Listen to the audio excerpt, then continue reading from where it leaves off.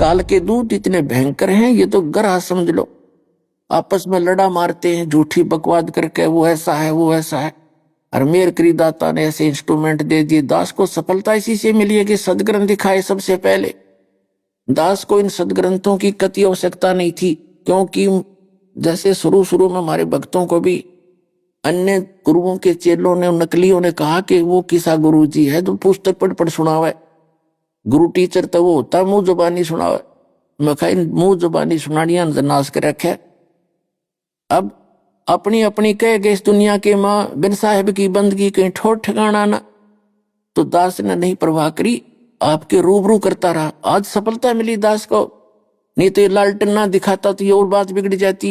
जैसे एक अंदाजा रहा था रात्रि के समय, हाथ में लालटेन जगा करके लंप ले करके आगे से बच्चे आ रहे थे उछल कूद मचाते हुए अंधेरे में। उस वृद्ध अंधे ने कहा कि बच्चों देखना बेटा, मुझे दिखाई नहीं देता है, ध्यान से चलना, मुझे दिखाई नहीं देता। बच्चों ने देखा कि अंधा आदमी हर लालटेन साथ में ले रखी। बच्चे चारों तरफ खड़े हो गए, कहने लगे बाबा आप सचमुच अंधे हो? कहा बेटा मैं अंधा हूं। फिर लालटेन किस लिए ले रखी आपने?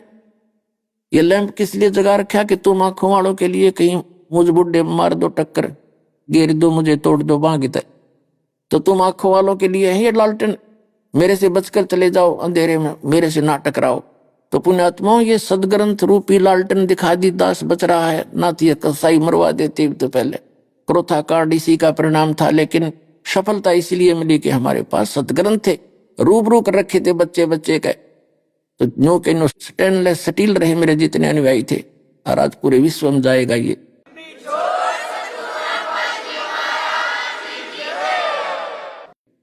अब देखिएगा ये श्रीमद देवी भागवत देखिएगा, सचित्र मोटा टाइप हिंदी, गीता प्रेस गोरखपुर से प्रकाशित है। और परमात्मा चाहने वाले हिंदुओं के घरों पर लगभग रखी पाओगी। ये है संक्षिप्त श्रीमद देवी भागवत सचित्र मोटा टाइप, केवल हिंदी, हनुमान प्रसाद पोदार, चमनलाल गोस्वामी, और गीता प्रेस गोरखपुर से प्रकाशित है। इसके 123 पृष्ठ पर पढ़ने पर्याप्त है। 123 पृष्ठ, तीसरा स्कंद, संक्षिप्त देवी भागवत। तुम शुद्ध स्वरूपा हो, यह सारा संसार तुम ही से उद्भासित हो रहा है। मैं ब्रह्मा और शंकर हम सभी तुम्हारी कृपा से विद्यमान हैं। हमारा आविर्भाव माने जन्म, तिरोभाव माने मृत्यु हुआ करता है। हमारा तो जन्म मृत्यु होता है, केवल तुम ही नित्य हो, जगत जननी हो, प्रकृति और सनातनी देवी हो। भगवान शंकर बोले यदि भगवान विष्णु तुमसे प्रकट हुए हैं तो उनके बाद उत्पन्न होने वाले ब्रह्मा भी तुम्हारे बालक हुए, फिर मैं तमोगुणी लीला करने वाला शंकर क्या तुम्हारी संतान नहीं हुआ? अर्थात मुझे भी उत्पन्न करने वाले तुम ही हो। शिवे, संपूर्ण संसार की सृष्टि करने में तुम बड़ी चतुर हो। शिवे, शिवे भी कहा इसको। इस संसार की सृष्टि, स्थिति और संहार में तुम्हारे गुण सदा समर्थ हैं। उन्हीं तीनों गुणों से उत्पन्न हम, तीनों गुणों, रजगुण ब्रह्मा, सतगुण विष्णु, तम गुण शिव जी, उन्हीं तीनों गुणों से उत्पन्न हम ब्रह्मा विष्णु एवं शंकर नियमानुसार कार्य में तत्पर रहते हैं।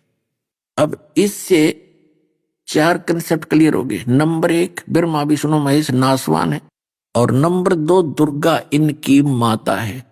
नंबर 3 प्रकृति दुर्गा को कहते हैं, और नंबर 4 रजगुण ब्रह्मा, सतगुण विष्णु, तमगुण शिव जी, और नंबर 5 के ये केवल आपको वर्क डन दे सकते हैं, नियमित कार्य। जैसे आपके नियमित में, आपके संस्कार में दुख है तो दुख मिलेगा, सुख है तो ये सुख दे देंगे, इसमें कोई परिवर्तन नहीं कर सकते। आप सुना भी करते थे एक लोकवेद गीत, लोकगीत के जैसे कर्म करेगा वैसे फल देगा भगवान, और यू है गीता का ज्ञान। गीता का ज्ञान तो दास बताओगा, वो है गीता का ज्ञान। तो ये भगवान इतने ही थे, ये जैसा कर्म करा है वैसा ही दे सकते हैं। लेकिन यदि हमारे संस्कार में दुख है और वो दुख है निवारण नहीं हुआ, तो भक्ति में रुचि कैसे बनेगी प्राणी की? वो भक्ति कर ही नहीं सकता। तो काल ने तो जो जाल फैलाया था इसी तरीके से कि सब नास्तिक हो जा, भक्ति करे नहीं, इन बकवादा में अपना जीवन नाश करके यहाँ कोठी बंगले बना, फैक्ट्री ला, हेलीकॉप्टर में धक्के खा कर ये फिर मर जा, फिर गधे बने अंडे। तो इसका तो ये फार्मूला है। परमात्मा ने दया कर रखी है, ई पुण्यात्माओं, ये वो प्राइम टाइम आ गया, यो मोक्ष युग है आपका, मुक्ति युग समझ लेना। अभी तक तो भक्ति युग कहा करते, यो मुक्ति युग आ गया। और ईब आपका बहुत आसानी से मोक्ष होगा, बस थोड़ी सी सावधानी रखियो, भक्ति करना, बकवाद त्याग देना। जैसे कोई बच्चा कॉलेज में, स्कूल में, विद्यालय में बकवाद करता है, दारू पीवे, सिनेमा देखकर वो काम करे नहीं। देखो विद्यार्थी जीवन में बड़ा संयम रखना पड़ता है, तभी वो सफल होता है, फिर आगे जाके ठाठ मिलते हैं उसको वहां के वर्क डन के। तो अब इस भक्ति मार्ग में आप लगे हो, विद्यार्थी हो, क्योंकि आपको ये ड्रेस न्यारी मिली है और इस ड्रेस को प्राप्त करके आदमी केवल बकवादों में लग रहा है, तो वो विद्यार्थी ठीक नहीं है। ये जो मनुष्य जीवन जिसको मिला है, पूरी पृथ्वी पर जितने भी प्राणी हैं, चाहे वो किसी धर्म मजहब के हैं, वो सारे विद्यार्थी हैं। और जो विद्यार्थी भक्ति नहीं करता, आगे जाके उसको अंडरस्टूड है उस विद्यार्थी के लिए के बना कर। जैसे दास को पता है, एक व्यक्ति कह रहा था, एक सड़क पर मिट्टी डाल रहा था और वहीं का एक्सीडेंट आ गया। उसके जाने के बाद वो चेकिंग करके चला गया, तब वो व्यक्ति बता रहा था कि ये मेरा सहपाठी था, ये तो पढ़ा करते राम बकवाद करा करते। आज मेरे बच्चे तक मिट्टी में लेटे हुए वहीं पर, और 2 रोटी नहीं, शरीर पर कपड़ा ढंका नहीं। आज ये कारों में चल रहा है, पंखों के नीचे रहता है, हम यहाँ वृक्षों के नीचे पड़े पूरा परिवार। तो वो समय को रो रहा था उस समय कि मैं भी अगर पढ़ लेता तो आज मुझे भी ये सुख होते। तो पुण्यात्माओं, ऐसे पछताना पड़ेगा आप जी ने, जया भक्ति नहीं करी, मनुष्य जीवन को बर्बाद करके गधे कुत्ते बने का, फिर आपने नो पछताना पड़ेगा। कोई बालका का चला खेल नहीं, हमारा कोई दादा ही काम नहीं था। परमात्मा ने विशेष रजा बख्शी है दास पे, और ये विशेष से काम सौंपा है, और रजा परमात्मा की, दास ने भी सिर धड़की बाजी ला के इसको सफल करने की जितनी जीव की ताकत होती है अपनी पूरी कोशिश की है, और आज ये सफल हुआ है। रजा कबीर भगवान की है, आपके ऊपर मेहर है।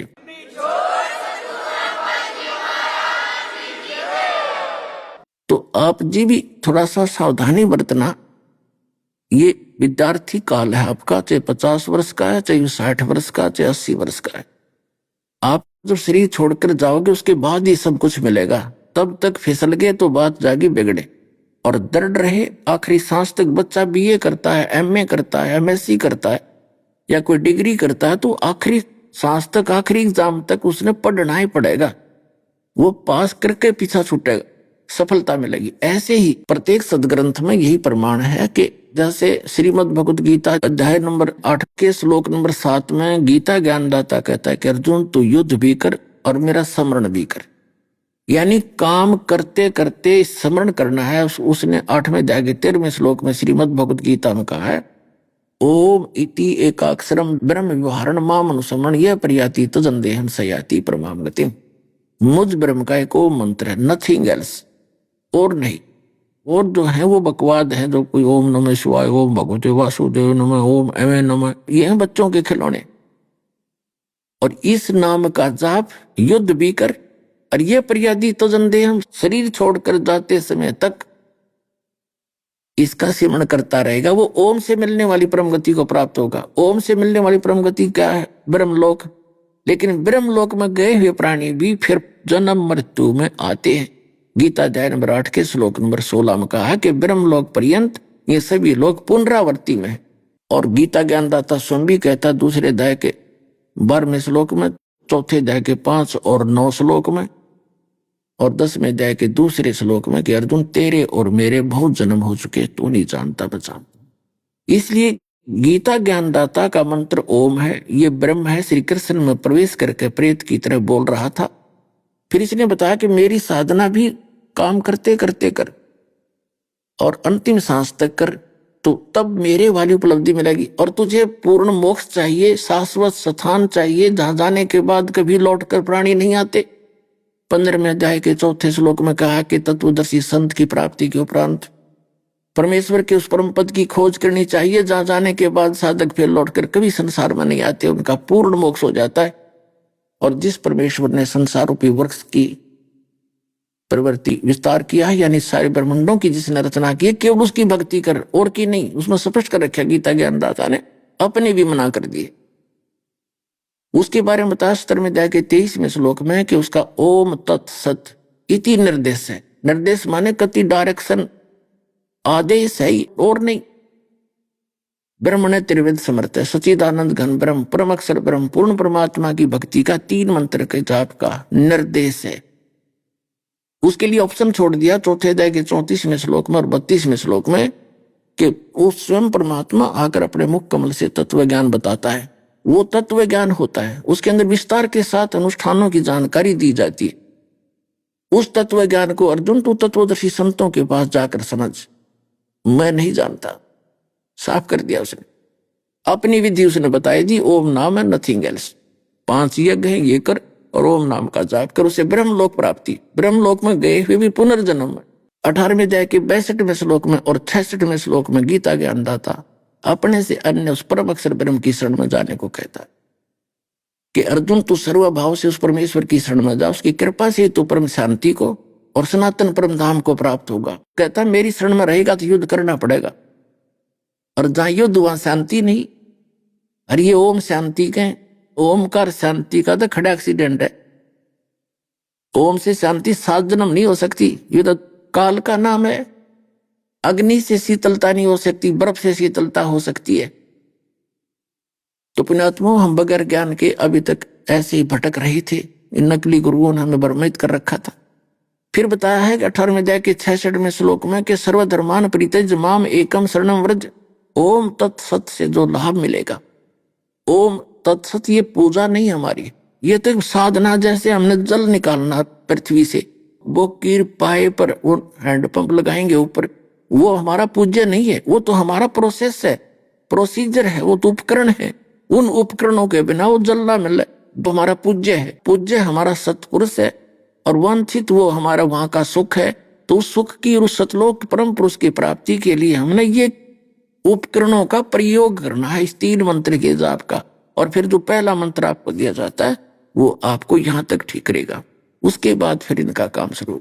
तो गीता ज्ञानदाता कहता है कि इस ओम तत्सत में एक मेरा भी मंत्र है। तो सर्व धर्मान परित्यज माम, मेरे सतर की जो तूने कमाई की है ओम नाम की, और तत् और सत ये सांकेतिक है, ये कोड वर्ड है इस दास के पास, पृथ्वी पर नहीं किसी के पास।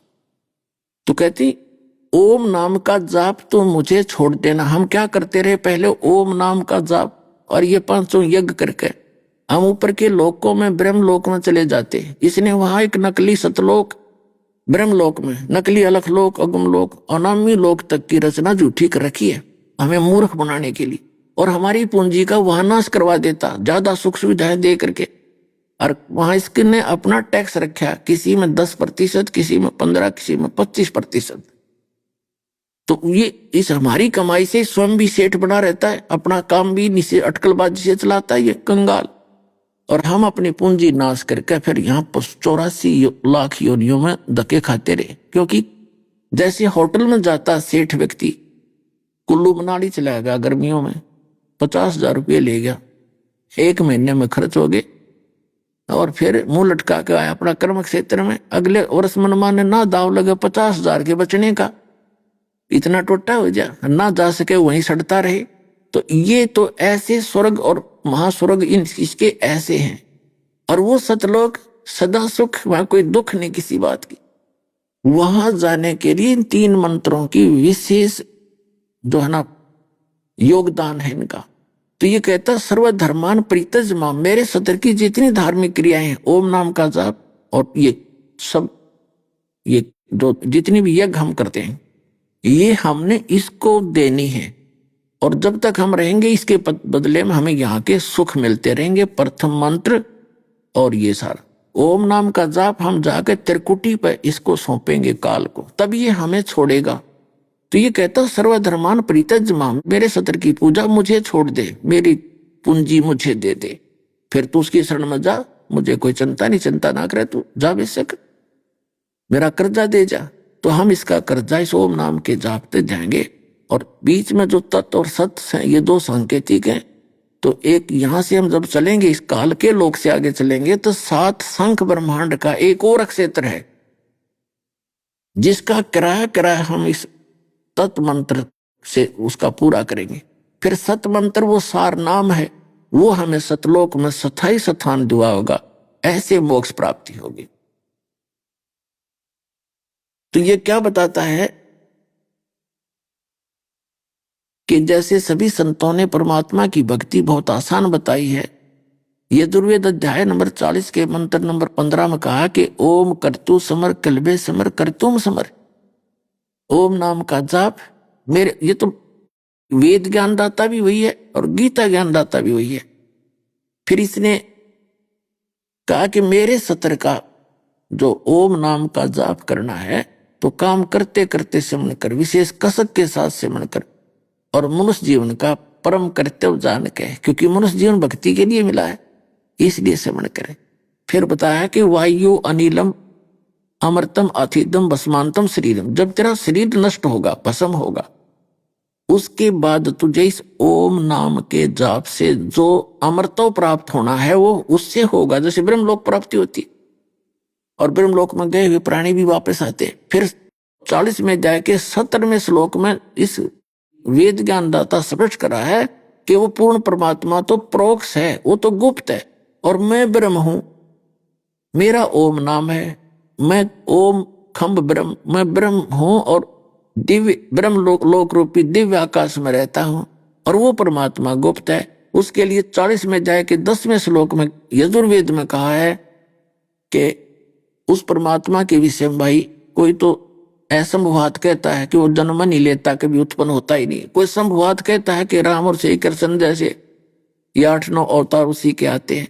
तो वास्तव ज्ञान वो तत्वदर्शी संत बताओगे, वो संभवात है क्या संभवात है, वो अवतार धारण करता है या कोई और है, वो तत्वदर्शी संत बताओगे, उसकी पूरी जानकारी उनसे सुन ले। वेद ज्ञानदाता ने पल्ला झाड़ दिया, गीता ज्ञानदाता हुई, इसने कह दिया कि उसकी जानकारी 4थे अध्याय के 34वें श्लोक में कि उस तत्वदर्शी संतों को पूछ ले। और कुरान शरीफ का ज्ञानदाता जो मुसलमान भाई एक होली बुक मानते हैं, उसका ज्ञानदाता भी यही है। ये उसमें एक सूरत फुरकानी नाम का एक अध्याय है, 35 नंबर है उसका, उसमें 52 से 59 उसके श्लोक हैं। 52 से 59 श्लोकों में स्पष्ट कर दिया है कि वो कबीर नामक परमात्मा है। और ये काफिर उसको मानते नहीं जो आन उपासना करते हैं। तो हजरत मोहम्मद से कहा कि तय उनकी बात मनाना, उनके साथ दृढ़ रहना, संघर्ष करना, उनकी बात मत मानना, लड़ना नहीं। और ये वही है जिसने 6 दिन में सृष्टि रची, 7वें दिन तख्त पर जावे राजा। और ये आपने बंदों के गुनाहों से खूब खबरदार है, ये पाप नाशक है, सबको सुख देने वाला है। और उसकी खबर किसी बाखबर से पूछो तो वो कुरान शरीफ का ज्ञानदाता भी उस पूर्ण परमात्मा अल्लाह अकबर से परिचित नहीं है। तो परमात्मा कबीर जी ने कहा था, मेरे साथ 2 भाई, मैंने सब जग भूला पाया, सारी सृष्टि भूली पाए, किसी को भी ज्ञान नहीं। जिन सदग्रंथों को सर्वधार्य कर आज तक हम पढ़ रहे थे, उन्हीं का उनको ज्ञान नहीं। तो दया करी इस दास पे और मेहर करी आपके ऊपर, आप तक यू ज्ञान पहुंचाना था। न तो पुण्यात्मा कोई ना समझे, जब ये सदग्रंथ ये उपकरण आपके सामने ना होते तो आप क्लियर दिखा देता दास, ये देखो ये यहाँ लिखा। फिर घर जाकर देखते हो सबके सदग्रंथ सबके घर उपलब्ध है, जिनको भगवान चाहिए, नहीं तो बाजार में उपलब्ध है आज तक, उनसे मिला लेते हैं। तो उसका परिणाम आप देख रहे हो, उमड़ उमड़ कर आ रहे हैं भगत परमात्मा के बच्चे। हम युगों से भटक रहे हैं उसके लिए जो आज आपको मिलने जा रहा है भक्ति युग में।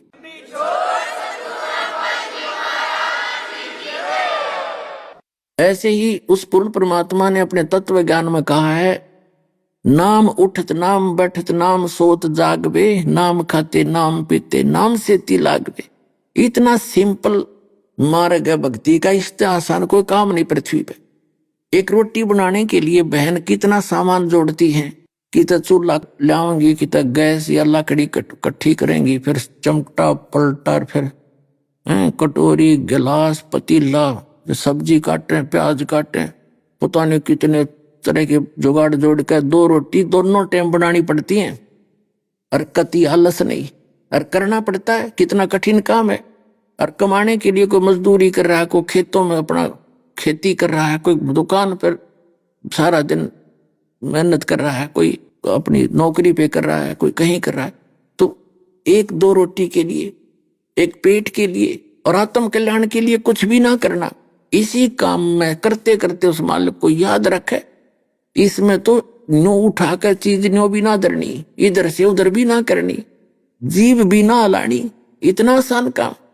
आराम डले डोन पर ला दिए, खड़े होकर तब करो, कोई एक टांग पर खड़ा होकर तब कर रहा है, कोई व्रत रखा है, कोई उड़ा पेट पलनिया घूम रहा है। चलो पेट पलनिया भी घूम ला जाके तो वस्तु मिलती हो तो हमने तो मार्ग ही गलत था, हमारा प्रोसेस ही गलत था, विधि ही गलत थी, वस्तु मिले कैसे।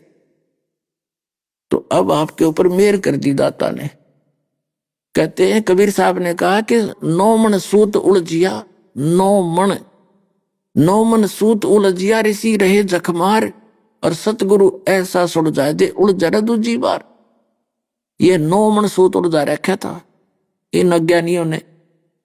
परमात्मा कपड़ा बुनते थे और जुल्हाए खूब परिचित हैं उस समय के, कोई बूढ़ा जीवित होता है उनको पता है कि एक शेर 1 किलो सूत उलझ जाता, उसका सारा दिन लग जाता उसको सुलझाने में, क्योंकि उसने जल्दी करा तो टूट जाता, गांठ लगे, गांठ लग गई तो धनी ले नहीं उसने, नो कहते मेरा नाश कर दिया, बुनाई ठीक नहीं करी, तो उसका गांठ भी नहीं पड़नी चाहिए, इसलिए उसको धीरे धीरे सुलझाने में सारा दिन लग जाता उसकी दाढ़ी।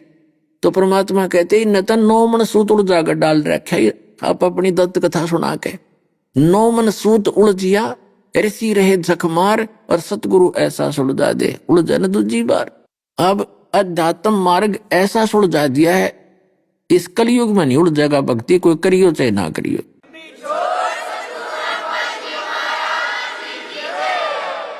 अब जो प्रसंग चल रहा है, अब हम इन ब्रह्मा विष्णु महेश जी को अविनाशी मानना करते। अब इनकी जीवनी में क्या लिखा है, ये हमारे धर्मगुरुओं की कमी है, समाज का दोष नहीं। ब्रह्मा कैसे नासवान है, ब्रह्मा जी की 100 वर्ष की आयु बताई है,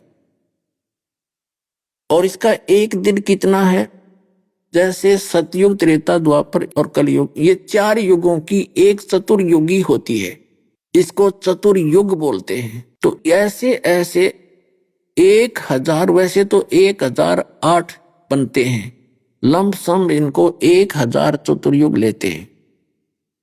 1000 चतुर्युग का ब्रह्मा जी का दिन यानी 4 अरब और 32 करोड़ वर्ष हो गए एक दिन में। अब ऐसे तो इसकी कैलकुलेशन हो नहीं सकती, तो चतुर्युग के हिसाब से कर लिया।